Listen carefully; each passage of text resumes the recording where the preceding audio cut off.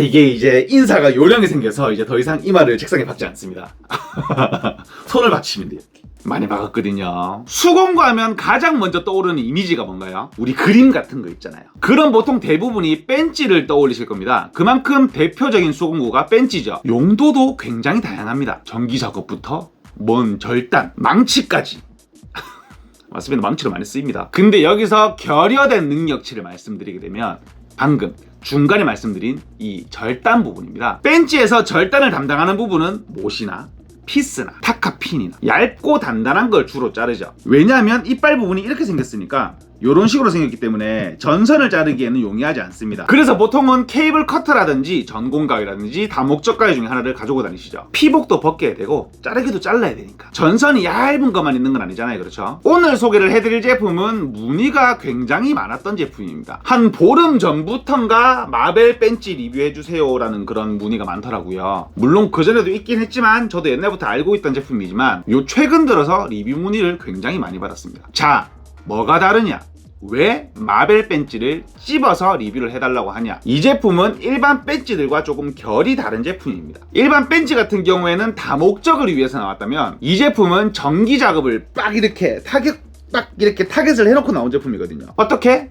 이빨 부분을 바꿔서요. 오늘 소개를 해드릴 제품은 마벨에서 나오는 압착 벤치, 모델명 뭐더라 이거? MVA-200인데요 이렇게 보시면 아시겠지만 날 부분이 기본적인 벤치와는 다르게 생겼습니다. 이빨을 벌려서 보여드리게 되면 이렇게 생긴 거죠. 이게 뭐 벤치도 아닌 게 케이블 커터도 아닌 게 독특하게 생겼습니다. 어떻게 보면 벤치가 아닌 케이블 커터에다가 주둥이를 덜어놨다고 생각을 할 수도 있겠어요. 근데 이 주둥이 부분도 굉장히 잘 만들었습니다. 이 제품의 외형을 먼저 설명을 드릴게요. 일단은 앞쪽 부분 이렇게 찝을 수 있는 부분이 굉장히 고르게 잘 찝혀 있는 걸 볼 수가 있어요. 이런 식으로 보게 되면 뭔가 잘 맞물려 있다는 생각이 들게 만들 정도로 이렇게 잘 물려 있는 걸 볼 수가 있죠. 조금 저렴한 제품군들을 보게 되면 이런 식으로 무언가 잘 안 맞물려 있는 걸 볼 수가 있습니다. 맞물려 있는 건 뭐야? 이렇게 잘 안 맞물려 있는 걸 볼 수가 있어요. 속 부분은 잘 되어 있거든요. 근데 이렇게 만났을 때가 뭔가 조금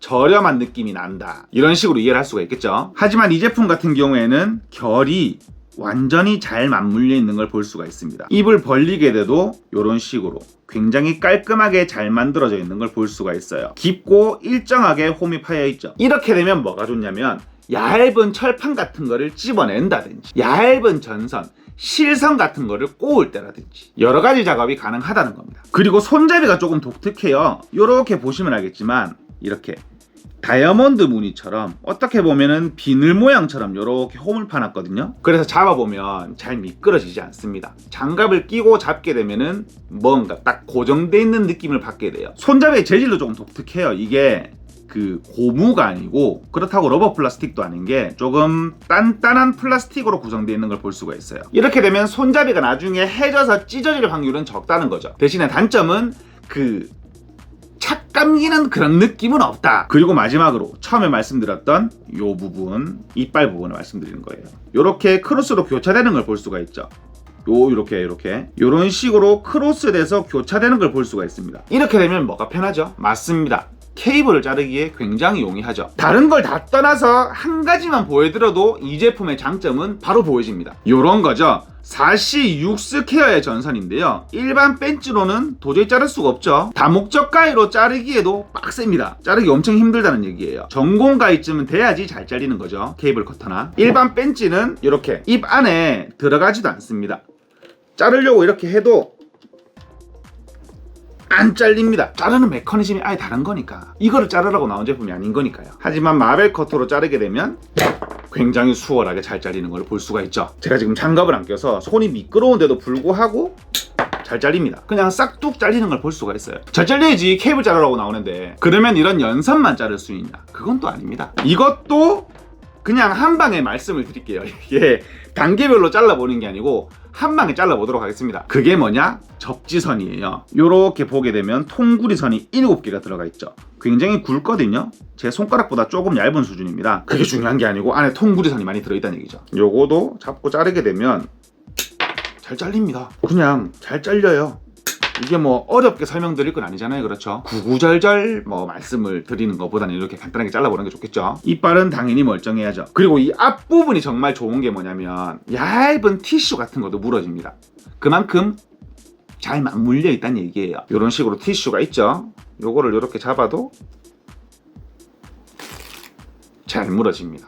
이거는 뭐 그냥 빗살 무늬가 이렇게 이빨대로 잘 맞물려 있기 때문에 벗어날 공간이 없다라고 생각을 해주시면 될 것 같아요. 이렇게 케이블 커터와 벤치를 결합해 놓은 제품이라고 생각을 해주시면 될 것 같은데요. 그럼 이 제품이 만능이냐? 그건 당연히 아니죠. 무언가를 가져가면 무언가는 잃기 마련이니까요. 자, 그럼 이 제품 뭐를 잃었냐? 철사의 절단 능력치를 잃어버렸습니다. 뭐 약하다 이런 게 아니고 뭐 철사는 좀 덜 잘리고 케이블은 뭐 잘 잘린다 이렇게 생각을 하실 게 아니고 철사는 못 잘라요. Do not cut 스틸입니다. 스틸은 자르시면 안 되는 거예요. 케이블 커터로 철사나 그런 거 자르시진 않잖아요. 똑같다고 생각을 하시면 됩니다. 그러니까 이 제품은 전기 배선 작업을 특징적으로 잡아서 나온 제품이다. 이렇게 생각을 하시면 될 것 같아요. 그 부분을 단점 아닌 단점이라고 말씀드릴 수가 있을 것 같아요.